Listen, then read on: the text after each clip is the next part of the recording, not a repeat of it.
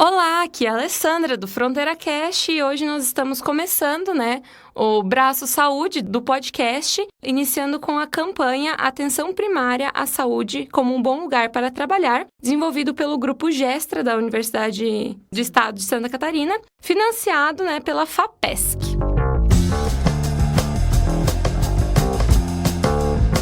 Então, eu sou a professora Letícia, tenho pós-doutorado pela Universidade do Porto, sou enfermeira de formação e atualmente sou líder do Grupo Gestra, atuando no mestrado profissional em enfermagem na atenção primária da UDESC, mas também no programa de pós-graduação em estrito sensu em Ciências da Saúde da UNO Chapecó, nos cursos de mestrado e doutorado.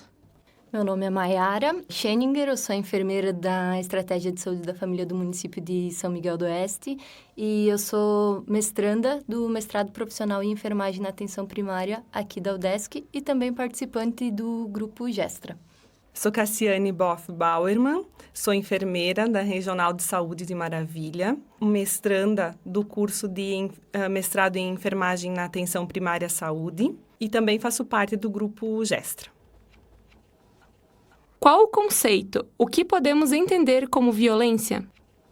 A Organização Mundial da Saúde define violência como o uso intencional ou ameaça de uso da força física contra outra pessoa ou a si próprio, que resulta ou tem a probabilidade de resultar em lesão, morte ou dano psicológico. A violência psicológica, ela é caracterizada pelo uso intencional de poder, incluindo ameaças de força física contra uma pessoa ou grupo, que podem resultar em danos físicos, mentais, espirituais, morais ou sociais. Quais os tipos de violência? Violência física, a violência psicológica, que pode ser caracterizada pela agressão verbal, pelo assédio moral, pelo assédio sexual e discriminação racial. O que é violência contra o profissional de saúde? O ato violento praticado contra o profissional de saúde, seja na atenção primária à saúde ou em qualquer nível de assistência, no hospital, na unidade de pronto atendimento, dentro ou fora da instituição. Quais as evidências que existem sobre o tema em nossa região? Eu posso citar a pesquisa realizada recentemente em 22 municípios da nossa região, com 280 profissionais de saúde que atuam nas equipes de saúde da família. De diferentes categorias profissionais, eles responderam um questionário sobre a situação da violência em seu local de trabalho. Constatou-se que quase 40% dos profissionais sofreram violência em seu local de trabalho. Como poderíamos caracterizar quem são as vítimas de violência no trabalho em saúde? Nessa pesquisa, constatou-se que as vítimas de violência no trabalho em nossa região são mulheres, brancas, que estudaram 11 anos, que convivem com companheiro e sem filhos. Atuam sozinhas em seu local de trabalho e atendem a população em geral, crianças, adolescentes, adultos e idosos. A maioria não possui cargo de chefia e não trabalha em outra instituição. Qual é o tipo de violência que mais ocorre em nossa região? A violência mais praticada é a agressão verbal, 33,6% dos casos, seguida pela intimidação e assédio moral, 13,9%. Quem são os agressores mais comuns? O nosso estudo, bem como a literatura, mostra que os casos de violência são praticados principalmente pelo paciente, em todos os tipos de violência pesquisado. Nos casos de assédio moral, além do paciente, foi citado também o supervisor ou chefe como principal agressor. Esses casos ocorrem de forma recorrente e inúmeras vezes. A violência foi praticada dentro da instituição e considerada evitável pelos participantes da pesquisa.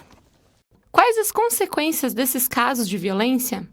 A nossa pesquisa e os estudos nacionais e internacionais apontam que as consequências da violência são diferentes para os diferentes tipos do fenômeno. Contudo, em todos os tipos de violência há algo em comum, que é a falta de medidas do evento no local de trabalho. No nosso estudo, assim como em outros, percebeu-se que pouco houve ou não houve nenhuma consequência por perpetrador. Ainda percebemos que o serviço, o empregador, não tem ofertado ajuda para as vítimas da violência. tornando muitas vezes o trabalhador insatisfeito, angustiado em frente ao tratamento do incidente.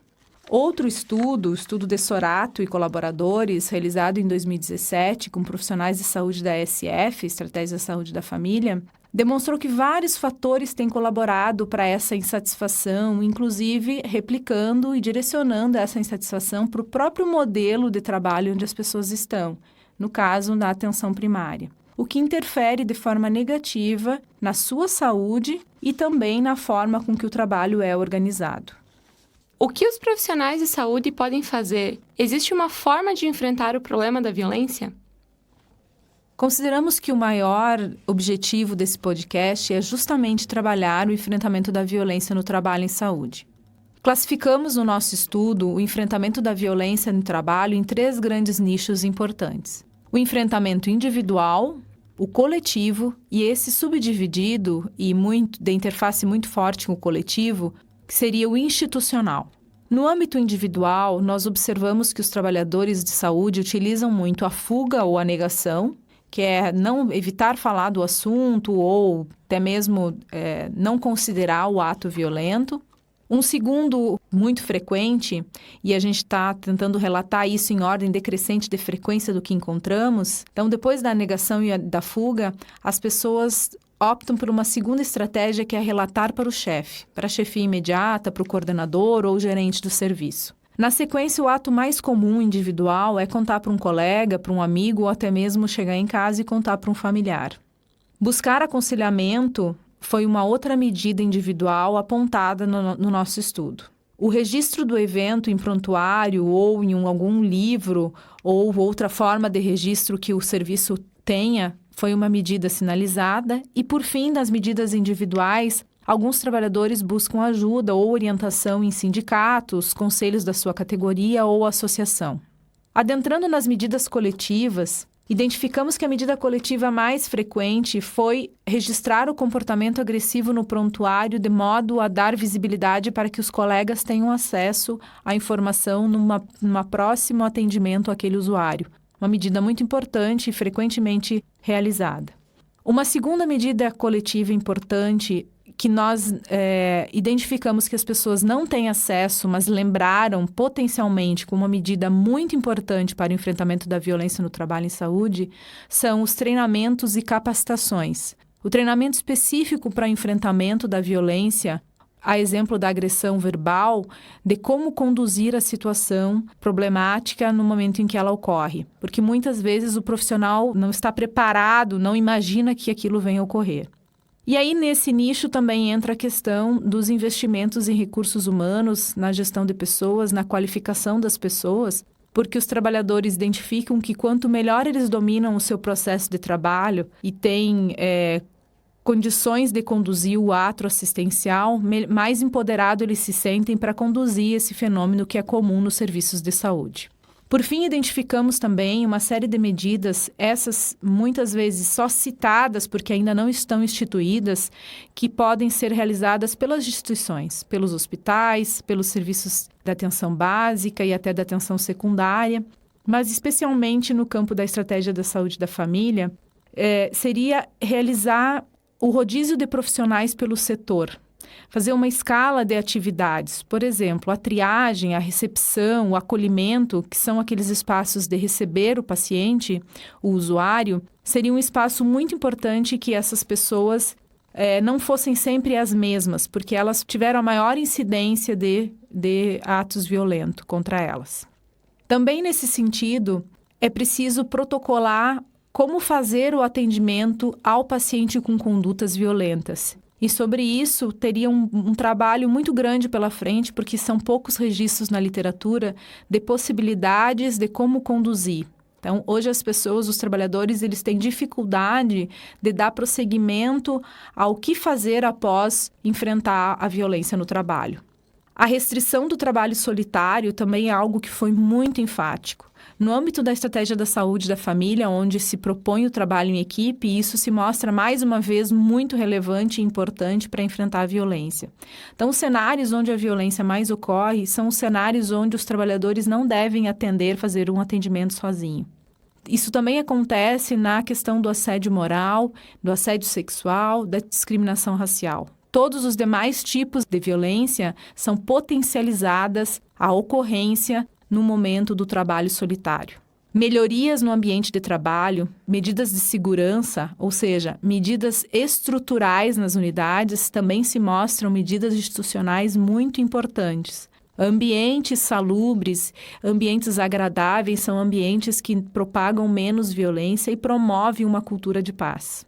O controle do acesso também foi algo pontual muito relevante. O setor de vigilância, contar com o setor de vigilância para ter com quem contar no momento em que a violência ocorre é muito oportuno. E é o posicionamento desse vigilante também, porque muitas vezes ele está do lado de fora ou aos fundos da unidade básica de saúde. Quando o ato violento ocorre, esse trabalhador que está ali, às vezes, contratado para fazer um auxílio nessas situações, ele vai demorar a chegar, ele vai demorar a se inteirar da situação e também a presença dele pode coibir, sim, alguém que tem intencionalidade de praticar um ato violento. E, por fim, é algo bem pontuado e importante o uso dos uniformes, a identificação do profissional de saúde em todo o processo de atendimento dos usuários. A gente percebeu na literatura que essa é uma medida institucional importante para dar identidade ao trabalhador e também para evitar a violência no trabalho em saúde. O que é cultura de paz? Cultura de paz, segundo a Unesco, é a cultura baseada em tolerância e solidariedade, uma cultura que respeita todos os direitos individuais, que assegura e sustenta a liberdade de opinião e que se empenha em prevenir conflitos, resolvendo-os em suas fontes. A cultura de paz está relacionada à prevenção e à resolução não violenta dos conflitos, incentivar e estimular o diálogo e o respeito, facilitando o relacionamento interpessoal. Construir relações sociais baseadas na justiça, igualdade e respeito.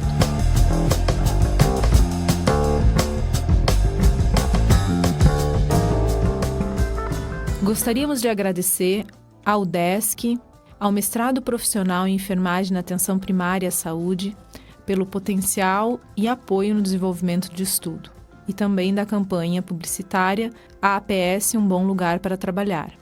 Agradecemos à FAPESC pelo apoio financeiro que permitiu a melhor condução do estudo e sua divulgação. Agradecemos à Universidade Federal da Fronteira Sul, ao FronteiraCast e todos os seus participantes pelo apoio na produção desses podcasts, para que eles cheguem mais longe, especialmente ao nosso público-alvo, ao qual dedicamos o nosso maior agradecimento.